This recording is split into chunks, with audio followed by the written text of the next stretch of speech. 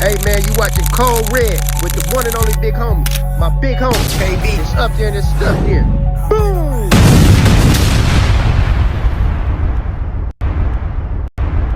Ricardo or more, drink like a boss.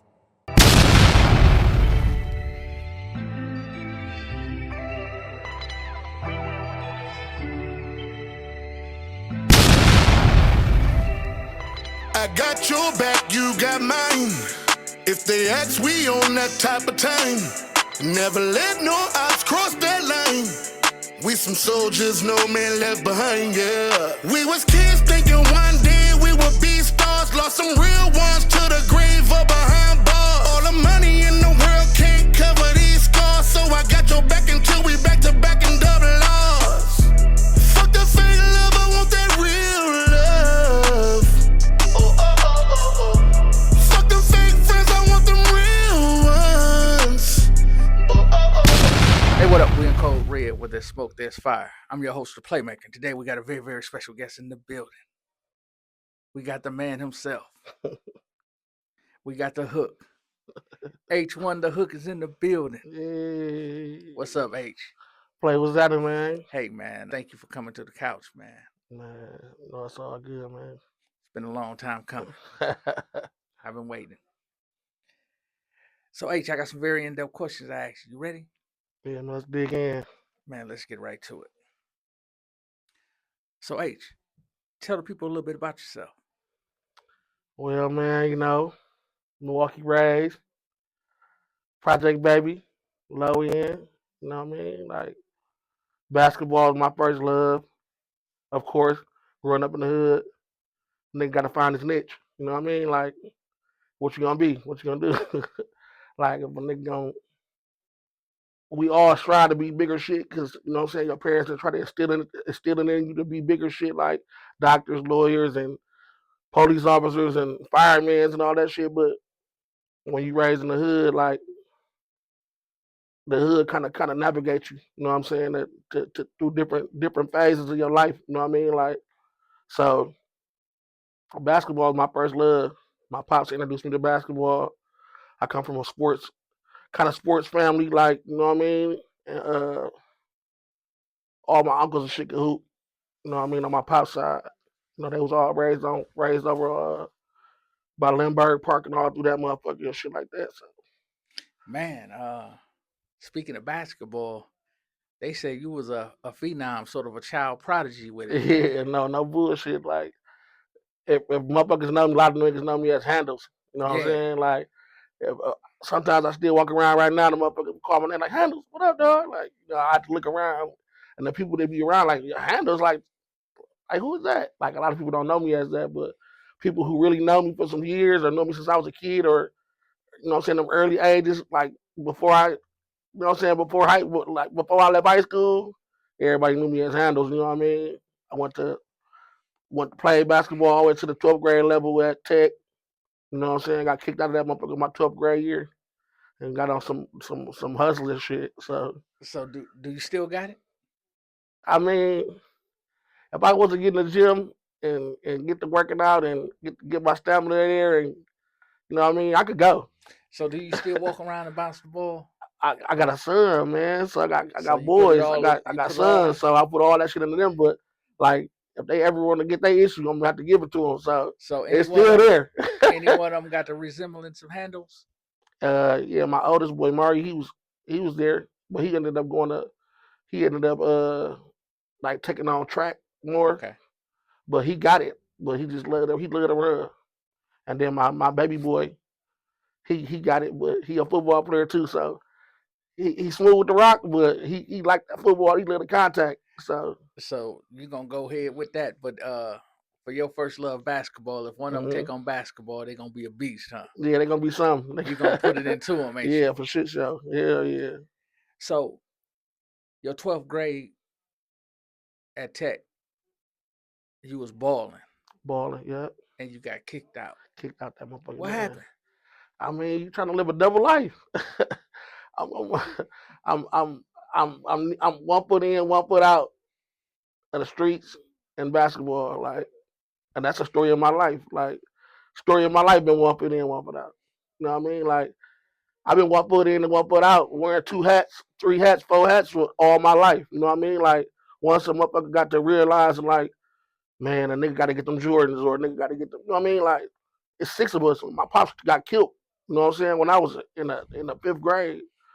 So and I got 6 brothers and sisters, siblings. You know what I'm saying? So moms can't do everything. A nigga had to hit the ground running. You know what I'm saying? And it's like my influences came from the hood. Like I said, I was around drug dealers, killers, pimps, hoes, dope fiends. Like these are people who, boy, go your ass to school, or not even that, or just have your ass out there telling jokes and ribbing and all that type of shit. Like these are people who you influence or you learn from.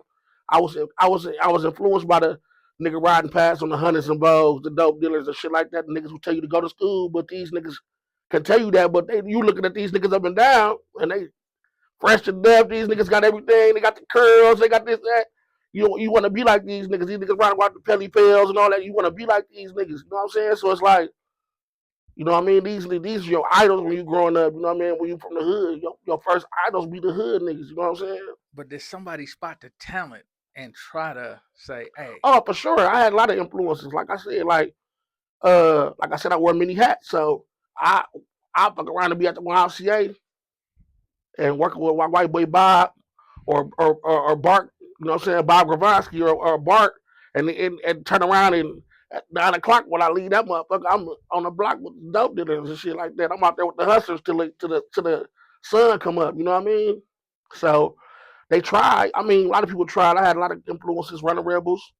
You know what I'm saying? Shout out to the Rebels. Shout out to Boys and Girls Club, Hillside, uh, LeBron Way.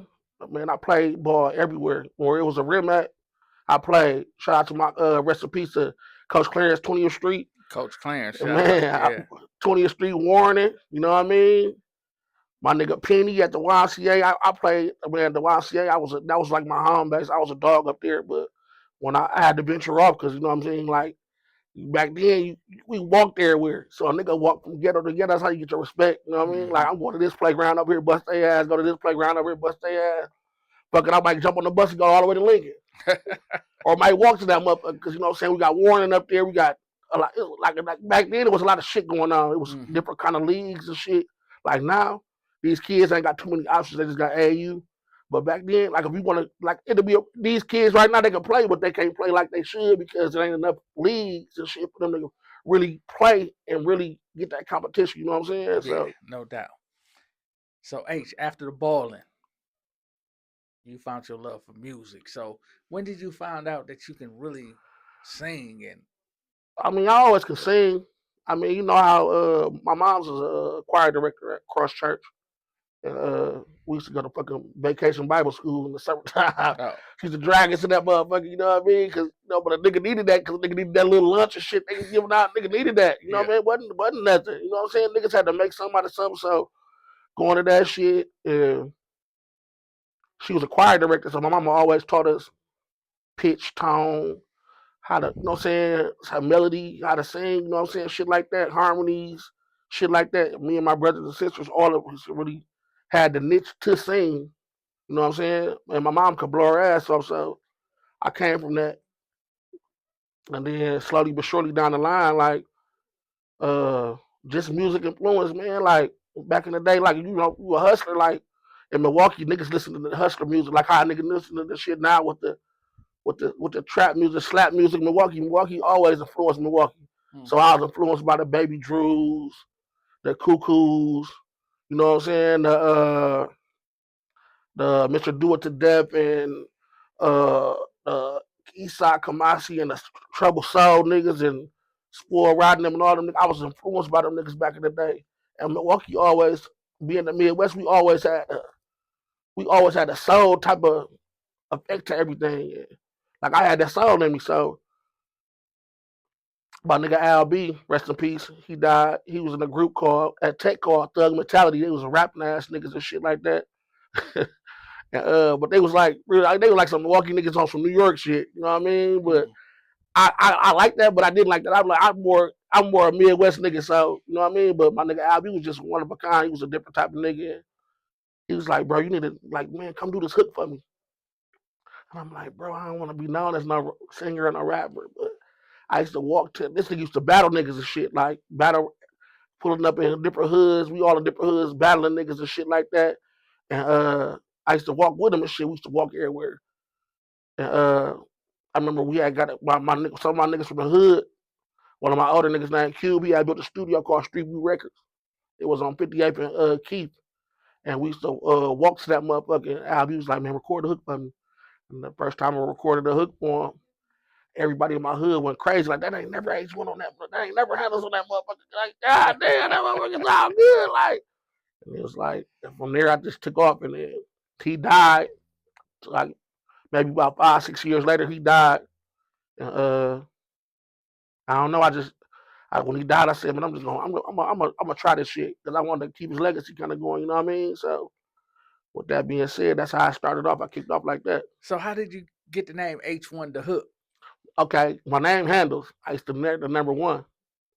If I don't got the number one jersey, I'm gonna go crazy. So I told him I used to pick everything. Sometimes I wear number 10 if it wasn't number one, but for the most part, I'm getting that number one jersey. So I dumbed it down to H from the handles and the one. And then shout out to my nigga Younger. He named me the Hook. You know what I'm saying? He was like, man, you the Nate Dogg of Milwaukee, man. Like, you the Hook. Like, because I used to be going around, like when I first started doing music, everybody used to hit me for hooks. Like, they loved, because I was like going to studios and everybody could rap, but couldn't nobody make a song. And I was real big on that. Like, the hook carried the song and the beat. If you got a catchy hook and you got a catchy beat, it carried the song. So I was always just infatuated with like making a dope ass motherfucking hook, have a dope ass beat. It's gonna go. You know what I mean? So this is a two-part question. What was the first song that really put you on, and then followed by the biggest show that you feel make you feel like you arrived? Okay. Well, the biggest song I felt put me on was a song called "Show Up to Show Out." I was in a group called Miller Records. Me and Cashball and Vaught and my nigga L, who was in a group called Miller Records. And this is around the time where Ray Rizzy was popping, Ray Needy was popping, Spoiled, Loud Pack. It was Milwaukee was Young Major, Jazzy. It was J.R. Scales. Like, it was a lot of motherfuckers that was popping at this point in time. And Milwaukee was really transitioning to the Milwaukee shit, even with L Boog was right under us, and L Boog was under us, and Jack It Down, and BC the Kid, and it was like a wave of Milwaukee talent coming in. Like, I watched this shit happen in real time, like where a lot of like people didn't want to be rappers in Milwaukee. Like, it wasn't like a dead spot. It was like you had your underground hip hop battlers and rappers and backpack kids and shit like that. But like niggas in the club trying to fight and shit like that. Niggas didn't want to be known as rappers or shit like that. Niggas want to dress, get hoes, pop that shit, be in the club like that. If a nigga walked in the club, grab a microphone, trying to rap or even be a club promoter, that shit was unheard of back then. You know what I'm saying? So I watched the wave of that shit where it turned into that. You know what I'm saying? And we had a song called Show Out. And I remember it was a hit because we did a B100 did a motherfucking seminar here. And they had highlighted me. We was trying to get Milwaukee music scene, highlight Milwaukee music scene and shit like that, because we was coming up with the music. And shed the light on all this shit. And I think Rico Love was there, and a bunch of other people sitting on the panel and shit like that. And we was like, it was like a listening critique session. So we had to show up the show out song. We went in front of everybody, Bailey Coleman, everybody at B100, and we did we did our song, and we blew their fucking mind. And it was like, they was like, that's a fucking hit, to the point where we even think Roscoe Dash stole our shit. Okay. Like, no bullshit. Like, you know, Roscoe Dash said, all we do is show out, show out. He was one of the panel members, bro. Oh. So we can't, but this song wasn't even out. Like, it was Roscoe Dash and I can't think of the other guy name. And he was one of the panel members and shit. Cause he had just got signed to a record label. And he was there and representing Atlanta and shit. And it was so crazy because we heard the next month or two we heard his version of a song that sounded just like ours, same hook, kinda, but not so much ours. And then man, that motherfucker took off, dog. And Tony Neal loved the song and he recognized it. And he invited us to the Cortez retreat, and we did it in front of the retreat.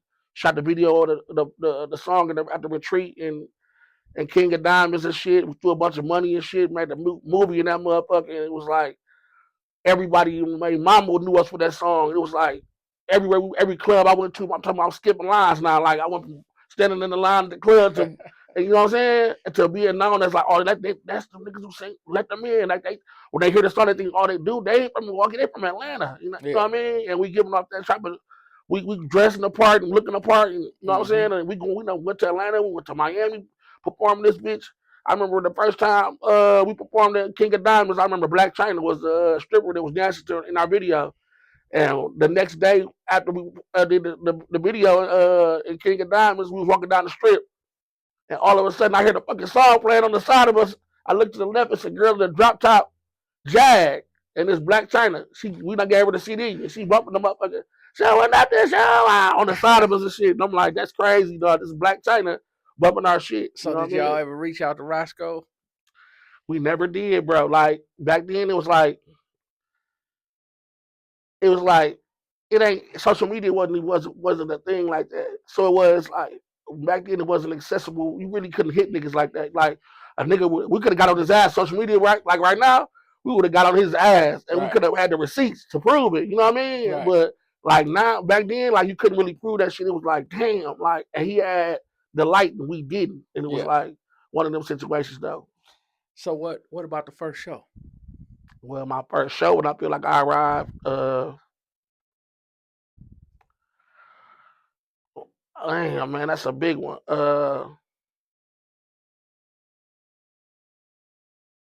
Man, I had two experiences like that.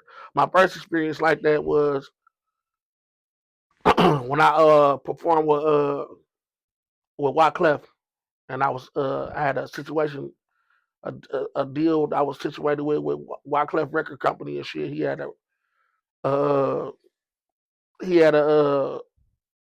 record label and shit, and he had signed me and my nigga Wavy, a producer and shit, and a bunch of our people from our Camp Wavy gang to a deal.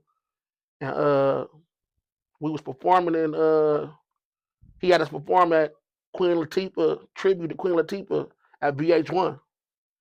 And we went to that motherfucker, dog, and it was like stars everywhere, bro. I'm talking about anybody you can name, from DJ Khaled hosting that motherfucker to man, all the way down to Slick Rick to motherfucking the cast of Power, Cameron, them. You know what I'm saying? It was like star-studded crowd because this Queen Latifah, you know what I mean? This VH1 in New York. So we while Clef gave us a concept, he said, "Bro, I want y'all to we gonna do this concept where we gonna do a tribute to Queen Latifah, but I want y'all to come up with a scheme right now. Like let's just come up with a scheme."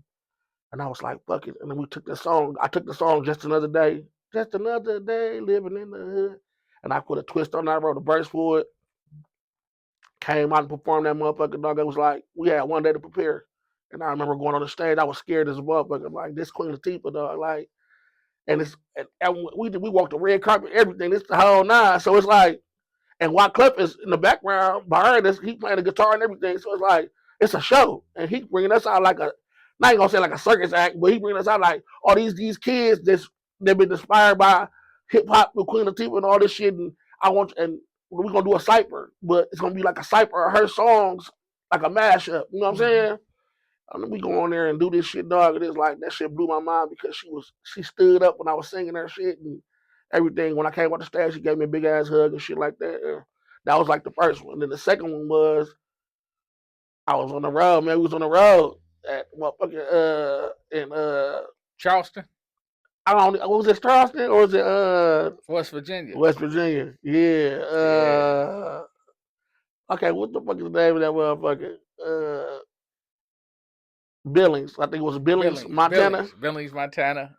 Yeah, you had a Man, couple. You had a lot of good shows. opening up for Kevin Gates, and when I walked out on that stage, dog, and you said it before I went on stage, dog. You told me, you said, "Man, you can say anything, H. That motherfucker gonna go crazy." He said the crowd's so amped out there right now. You say you can walk on that motherfucker and blow your nose, that motherfucker's gonna go crazy. So I went on that motherfucker, and I had the my opening song coming out. I used to come out to the Scarface theme song and shit. And my nigga DJ J, I shut up my nigga J, he DJing that motherfucker, pumping that bitch up. I come out there, man, I looked at that crowd, man, there had to been about 40,000 motherfuckers in that motherfucker.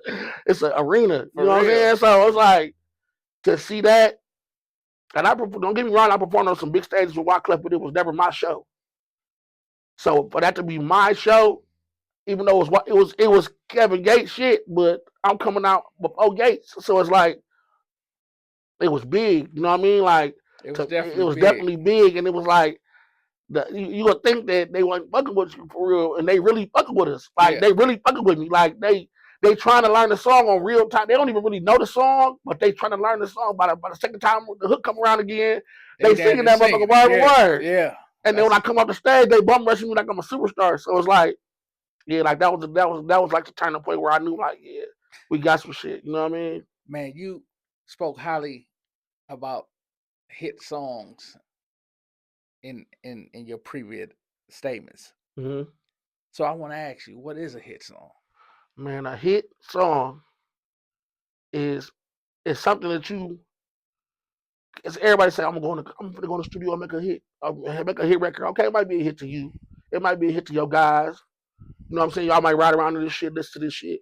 But a hit is undeniable, bro. Like, a hit is something that you can put on, and the masses gonna link to this motherfucker. The kids, the older people, everybody gonna have a feel for this motherfucker, and it's gonna be like a song with no boundaries, where like we could say, okay, well, we could take this song and we can go anywhere with this motherfucker. That's gonna work. We can go to the West Coast, it's gonna work. We can go to the East Coast, it's gonna work.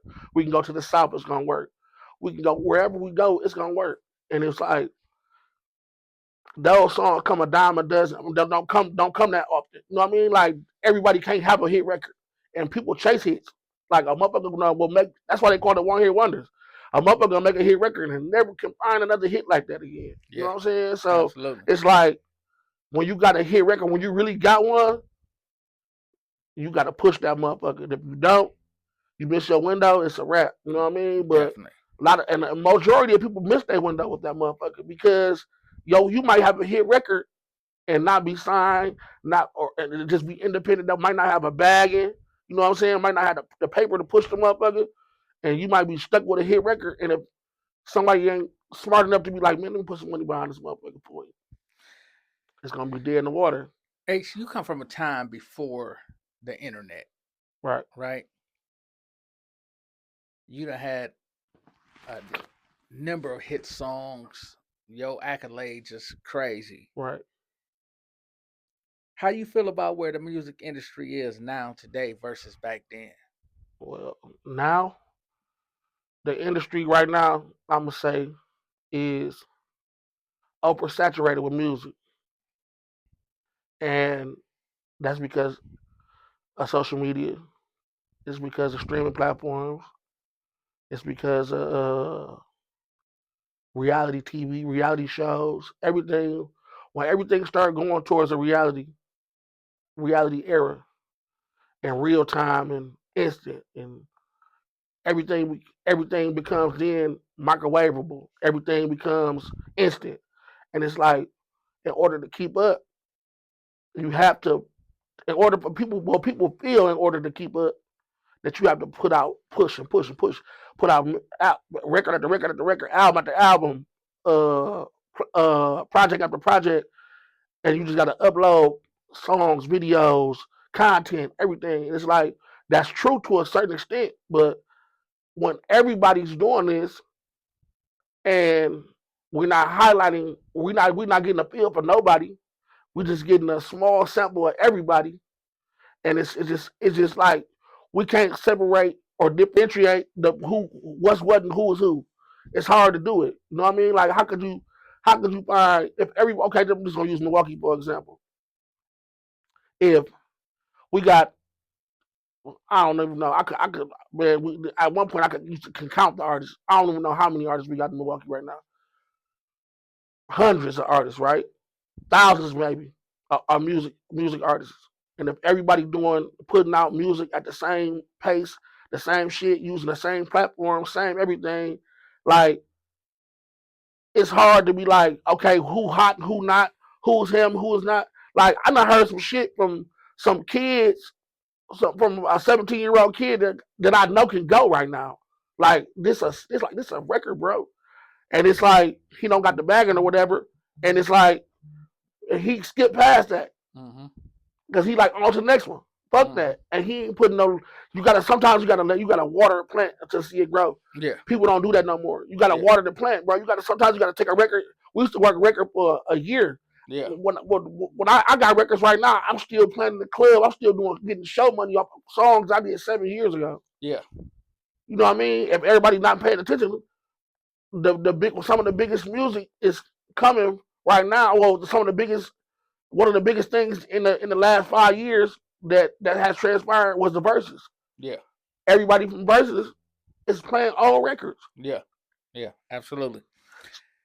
You speak about Milwaukee artists, and you said there's so many of them. Mm-hmm. Who do you feel can make it to the top of the industry? To be honest, out of Milwaukee,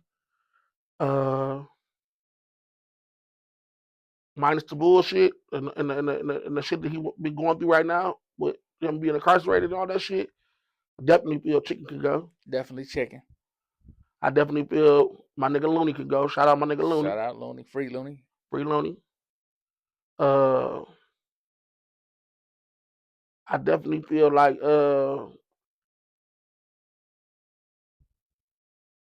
it's some other artists that if they would like kind of get out their own way, because a lot of these artists be in their own way, bro. You know what I mean? Like they with everything being so independent, people don't like for you to tell you nothing. Like it went from a point where I used to seek the knowledge from a motherfucker who been there and done that. I used to be praying a motherfucker give me some gems. Now, because they can upload it, share it, check they motherfucking what you call a distro kid, and it's a bankroll in there from they streaming. It might be $1,000, it might be $500, and they feel like they got the recipe. And if they doing that and they reaping benefits from this shit, they feel like how could you tell me?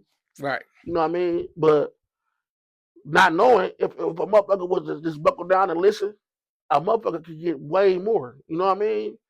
And it shows because a lot of the people just get content with just that little money a motherfucker making off. You know what I'm saying? Them little distro kids and all that type of shit, United Masters, and which is cool. You got to start somewhere, but people they live there. You can't live there. You gotta evolve. You know what I'm saying? Over time, you gotta evolve, and you know what I'm saying? Like everybody can't. You know what I'm saying? Everybody ain't gonna be able to bum rush at one time. It's like it's still the same thing. They only gonna take one person at a time. Yeah. I don't give a fuck if it's 9 Milwaukee niggas. Only one of y'all gonna be able to shine in this. Even if we know they gonna make it they gonna make it that way. That's just how the industry is. Yeah. They gonna make it that way. You know what I'm saying?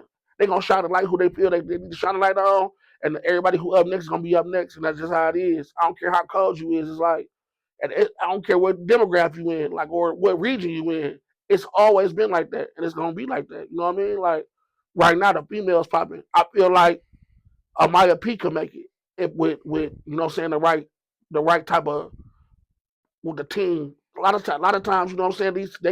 It's cool to be a viral artist, and these TikToks and these reels and all this shit. This shit soundbite music. Yeah. It's not records. Yeah. We need records because records do. Records break Billboard. Records break. You know what I'm saying? Records get you on radio. Shit like that. All that shit still count because that's where the real money at. The money is the money that the motherfucker getting. That's cool, but just imagine if you was a top 40 artist, or you know what I'm saying, or just an urban artist on the urban platforms, radio. You know what I'm saying? Just imagine how much more your bookings will look like then. If you getting $1,000 a show, and then you hit radio, and you know what I'm saying, now you across the regions, and they can see these numbers, and now you getting you got the people calling you because right now the majors and shit they put motherfuckers on big tours, and they put motherfuckers at these festivals. Mm-hmm. So just imagine if a motherfucker broke through like a Maya P and they put her on a motherfucking festival, you know what I'm saying? And she was able to go to one of these festivals that's popping or some shit like that. That's a different level of that type of shit. You know what I'm saying? Yeah. And even Chicken ain't got to that point yet. And I'm not saying he's not gonna get there. He just did a successful tour. Yeah. You know what I'm saying? I just watched him do a successful tour, and they was fucking with him, and it's fucked up that shit happened to him. But like I said, man, like if you young and you in the industry, you in Milwaukee, whatever, take your time to seek some knowledge, man. It ain't, you know what I mean? It ain't that hard. You know what I'm saying? You got to reach out sometimes, and all game ain't free. You ain't just go to everybody and get free game. Right. You know what I'm saying? Like sometimes I had to pay to play, and that's just how to go. You know what I'm saying? And ain't no knock to that, but a lot of times, a lot of people got to stop gatekeeping too. Yeah. You know what I'm saying? Because it's for you to retain the information to give it back to somebody else. You know what I'm saying? I ain't saying give away all your gems, but you know what I'm saying, know how to learn, know how to, you know what I'm saying, you gotta give somebody some free game sometimes. You know what I mean? Right. H, in this music game, man, you're a veteran. Right. You've been to the top of the mountaintop, and you've been in the lowest of valleys with it. Right. Through it all, what motivates you to keep going in this music? Man.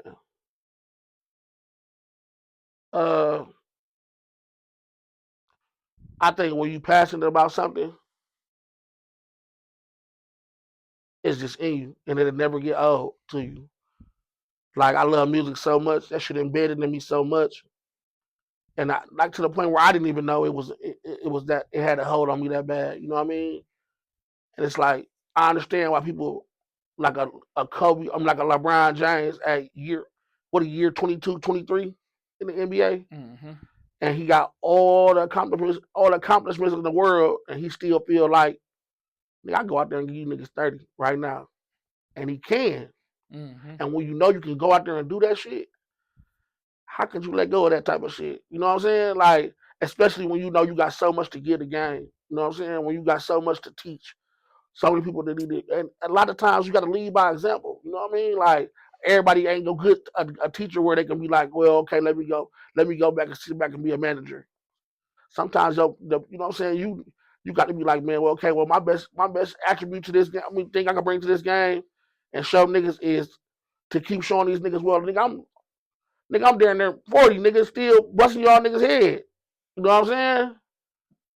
Or I'm in my 40s busting you niggas head. You know what I'm saying? Yeah. You got a nigga like I just watched my nigga Cuckoo, and shout out to my nigga Cuckoo, man. I just watched my nigga resurrect himself, nigga. He on the road doing shows. He doing documentaries. He on the road doing shows, and he all on podcasts and shit. And I saluted my nigga because I watched him go through it. Yeah. And he in his 50s, and you gotta look at this shit like all these. You got all these people who touring, all these comeback tours, and all these people. I just was watching a comeback tour. I just watched what was that? B2K them just reunited for the first time. They doing their own tour again. Like, you know, them niggas in their 40s. Hey, man. Music timeless, bro. Yeah. When you got hit records, though. And we in a different time, Yeah. man, where age is just a number now. Yeah. I mean, people not highlighting it like they was 20 years ago. Yeah. You know, the OGs is still relevant. Man, you can look at the numbers. You got to look at it. Look like Killer Mike just won the fucking album of the year on Grammys. Yeah. Yeah. At the Grammys, he just won album of the year. Then you turn around the next year, who just won it the next year? Somebody else just won the older act. Right. Like, it's like people not, because the thing about the newer age, and it's no knock because I love it. It's a lot of artists that I love this from a younger age. they make a lot of, like I said, they make a lot of recyclable music because they make it so fast, it's like popcorn. Mm-hmm. But people from that did music in the 90s and the 80s and the 2000s, and people who really was in it when you had to go through a record label to get on and all this shit like that. Like people approach music in a different way. Mm-hmm. You know what I'm saying? So these records are timeless, bro. And it's like that shit gonna forever be like that. And Hey, I'm just glad to be in it. I just caught the great part of music. Yeah. I was around when music was great, you know what I'm saying? When Cash Money was great and you know what I'm saying? And right off No Limit being great and I seen this shit Dipset, I seen the everything. I seen all this shit happening. Nelly and the Midwest and even with our own. I watched this shit transpire. So it's like for me to still be here and still be able to walk in the club and still hear my song playing in the club right now to this day. I can walk in the club and hear my shit playing, not one but two, maybe even three songs on spinning with the DJ, and can still turn on platforms where my shit's still on playlists and everything like that. Like, how could you get that shit up, bro? Timeless music, man. And I ain't trying to get in nobody's way or nothing like that, because if I feel like I need to get out the way, I'm gonna get out the way. Yeah, no doubt. You know what I'm saying? Some people don't know how to get out the way. Right. And some people need to get that fuck out the way. No doubt. But I ain't ready to get out the way because I know it ain't my time to get out the way. One thing for sure, two things for certain, my team or anybody around me who fuck with me, I'm gonna always make sure I get them the gyms, and I'm always make sure I push them. It's just what I want them to push me. You know what I mean? Yeah, time gonna let you know when they get out the way. For sure, hell yeah. So H, if somebody wanted to try to catch up with you, how would they go about doing that? Right now I'm on social media, all them platforms, man. H1 the Hook on all them motherfuckers. So you got Instagram, Twitter, Facebook, all them H1 the Hook on all them motherfuckers. You can catch me like that, you know what I mean? And all the streaming platforms, I still got records on them motherfuckers. I just dropped the album not too long ago on that motherfucker. I'm got some new shit about to drop, you know what I'm saying? New shit on the new music on the way. Some shit I just did with Charlie Clips. Shout out to my boy Clips. No doubt. I got music coming from some new hit records with artists from Milwaukee. Shout out to my little guy Pate. Yeah, I got shit coming, man. It's still black out with the racks out, man. Niggas better know it, man. You know what I mean? Shout out to my nigga Mizzle, free the big Mizzle. boss. You know what I mean? So it's still going. Shout out to my whole Blackout family. You know what I'm saying? Shout out to Sody for holding it down, and with Summer and the girls and her getting out there and taking the bull by the horns and learning the industry for herself firsthand. That shit was motivating to me. So it's like, to keep this shit going while my nigga locked down, you know what I mean? It was the main goal. And I know it might look like it's over for us, but hell no, it ain't over for us. We still coming. Say that. Say, H, man, I want to thank you, man, for coming on the platform. Code Red, where there's smoke, there's fire. Hey, man. I'm your host, the Playmaker. And this is H1 the Hook. H1 the Hook. And we out.